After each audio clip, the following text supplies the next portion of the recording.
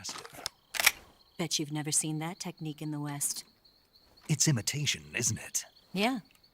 It's a Chinese Holosun red dot. Don't worry, though. The one I've got for you is American-made. What is this? I'm gonna puke. Disgusting.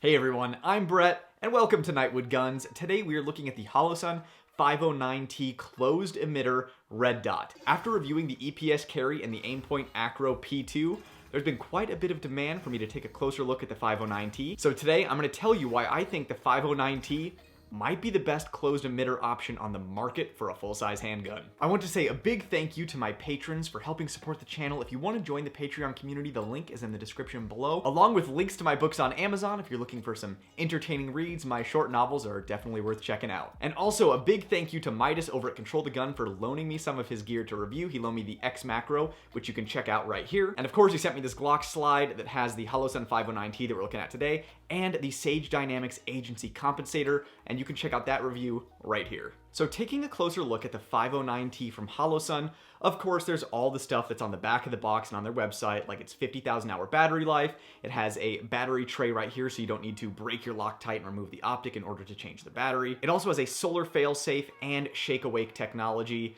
This has all the bells and whistles. Now this particular 509T is a Gen 1 version, which means it only has two reticle options, the dot and then the circle with the dot. On the Generation 2, they add in the reticle that is circle only, which a lot of people seem to enjoy. And on the Gen 1, you can see a little bit of a fishbowl effect on the lens, and on the Gen 2, the glass is completely clean and clear, just like the EPS carry that I reviewed.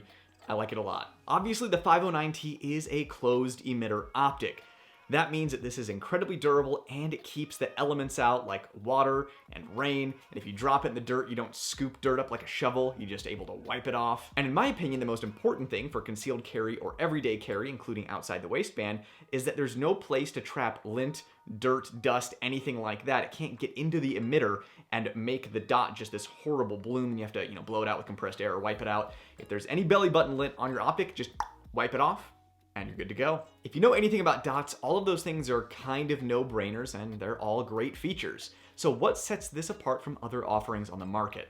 So as my subscribers know, I usually run an Acro P2 on my gun, but I think the 509T is actually a little bit better where it counts. And when it comes to handguns, finding the dot and maintaining the dot under recoil are the two fundamental pieces of being extremely efficient with a dot. So while technique is the single biggest factor in that, you can put any dot on your gun. If you have good technique, you're going to be able to shoot it well. Having a bigger window is going to make your job so much easier. Now, as you can see, the window height on these two guys are pretty much identical. It's too close to call. From my eye, they look to be exactly equal. Where the difference comes in is the width of the window. So as you can see on the Acro P2, there's plenty of leeway for you to be able to find your dot and to maintain it under recoil. The recoil is where the height comes into play, which is where the Acro P2 excels. Finding the dot from the holster, however, is much easier with the 509T because of the enormous width of the glass. So you get the recoil tracking of the Acro, but you get this huge side-to-side window to be able to find your dot out of the holster in a hurry, or if you find yourself in a weird position like prone on your back or on your side, trying to find a target underneath a car, this gives you a lot of leeway for finding that dot. So not only is the width of the window a huge advantage, there are two other advantages that I really love about this. The next advantage is how long the actual unit itself is. As you can see, it is much shorter than the Acro P2. What that means is that it's easier to fit an iron sight behind it. So if you were an irons to the rear person, this is going to be a better option for you. The problem with the Acro P2 is it's so long that if you mount it to the front so that you can have irons in the rear, the gases from the chamber are going to dirty up the front of your lens. And if you do like I did and you have irons forward and you mount the optic further back, every time you draw this thing or reholster it, you're going to be putting a thumbprint on the lens. And while you can adjust your draw or your reholster grip to not put a thumbprint on there, if you bend over, your stomach is going to put a nice big floppy skin print on the lens as well, which can blurry up your sight picture. But on the 509T, it has this ledge right here. So even if you go irons forward, if you're reholstering it or unholstering it, you put your thumb here normally, there's a ledge so you're not thumbprinting your glass. Or if you bend over, you're not putting your flabby tummy print on the glass. And while it's not an issue for me with the Acro, I can see how for some people, the 509T is going to be more concealable because it's shorter, so there's not as much to print underneath your shirt. You can just tell looking at the optics right here that this one's probably going to conceal better than something like this. As if all of those features weren't enough, this is also one of the most affordable optics out there, coming in at, well, it retails at $500, but you can typically find it for just above $400, and the Generation 1 you can find for just above $300. So with those points in mind, why wouldn't you get the 509T, and why don't I personally run a 509T? As you know, I'm running the Acro. First of all, if you watched my EPS carry review, you will know that after I reviewed the 507K, a Holosun rep reached out to me and tried to convince me to remove the part of my video where I mentioned the site was made in China. And you'll also know that nowhere on the packaging does it say made in China, so they're trying to keep that on the down low, and I really didn't like being asked to censor my video. It left kind of a bad taste in my mouth, so if there is an alternative, I'll usually go with a non-Chinese company just because I think it's kind of slimy that they don't really want to advertise that their optics are made in China. Excuse me, somebody had to do it. I am the chosen one. Somebody had to do it, so I'm taking on China. That doesn't mean that I think that you are morally corrupt if you buy a Chinese-made product. It's just a personal preference thing. I prefer to put my money into the American economy and support American manufacturing jobs here. And if that's not an option, I prefer to buy an optic made in a country that is not vying for the Third World War Championship belt. 这是我们的拳头，是我们足以信赖的力量。 Secondly, Holosuns can have quality control issues, and sometimes they don't pop up until you're 1,000 rounds deep into an optic. People have had the glass pop out of their red dot because the adhesive fails.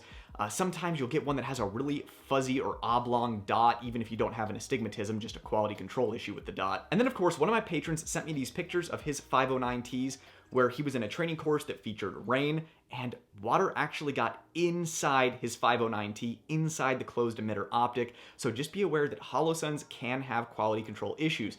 Chances are you're gonna get a good one and it's gonna be good to go.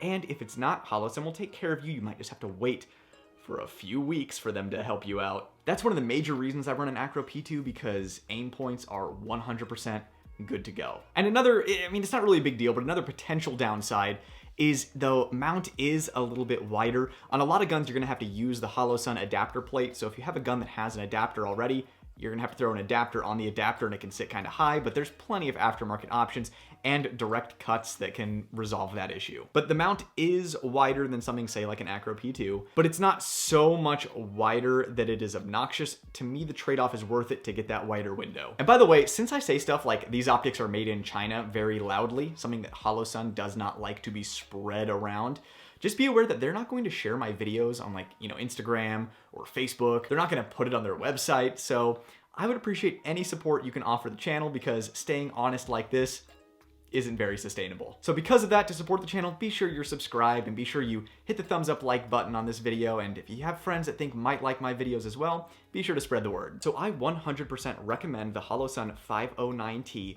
for anybody looking for a closed emitter optic, as long as you have no hangups about products made in China, and if you are okay rolling the dice on quality control a bit. Like I said, more likely than not, you'll get a good one, but there's a chance you could get a bad one and have to wait around for 6 weeks while Holosun helps you out. Be sure to subscribe to the channel if you haven't already. Hit that thumbs up, like button. I have some exciting videos on the way, so if you want to see those, hit the notification bell and leave a comment down below. Would you go with the Acro?